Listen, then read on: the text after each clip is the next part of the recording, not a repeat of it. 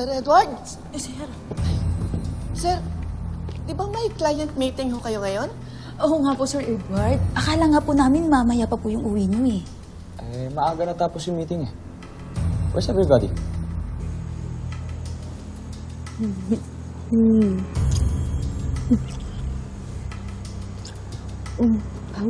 Ang ginagawa mo? Bakit? Nasa loob naman tayo ng bahay ah. Baka may makakita sa atin. Magiging mag-asawa na tayo.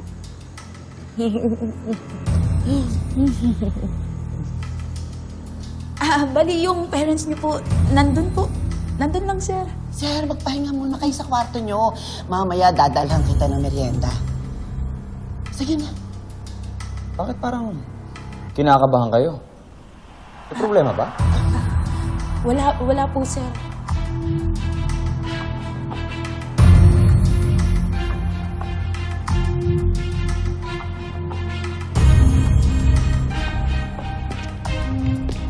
Diyos ko, gulo na naman to. Gawin na lang natin to pag tayong dalawa na lang. Tayong dalawa na lang. I'll do more than that. Bigyan mo naman ng kaya yung babae, Paolo. Baka isipin ng mga nakakita rito, kasing dali lang makuha si Marge gaya ng ibang mga babae. Edward, okay lang ako. Na-carried away lang kami ni Pao. Chill ka lang, bro. Masaya lang kami ni Marge. Kasi na-share na namin kay mom and dad yung good news. Ano good news?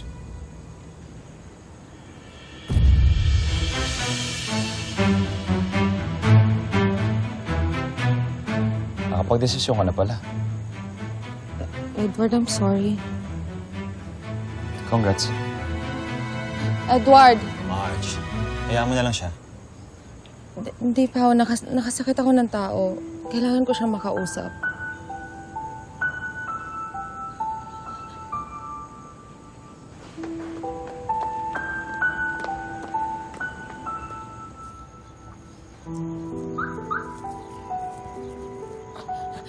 Edward!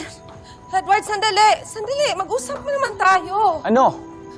Sandali lang. Paolo naman, what were you thinking? You could have had any other woman. Hindi ko maintindihan kung bakit yung gusto pa ni Edward ang pinursu mo. Bakit ho ba lagi nila si Edward ang concern nyo?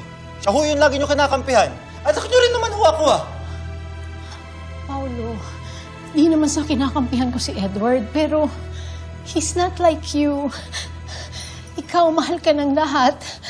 Pero yung kapatid mo, ako lang ang meron siya. Pagkatapos ngayon, inagaw mo pa yung babaeng gusto niya, anak. Wala naman ako intensyon na saktan ka.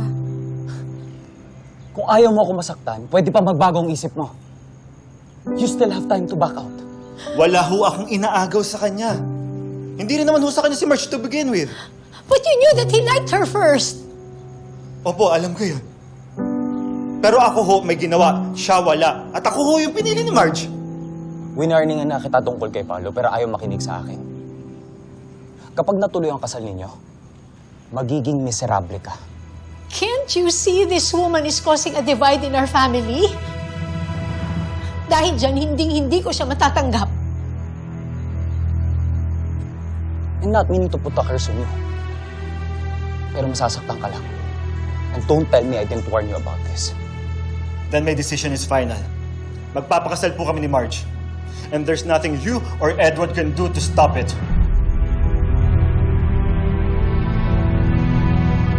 Edward. Edward.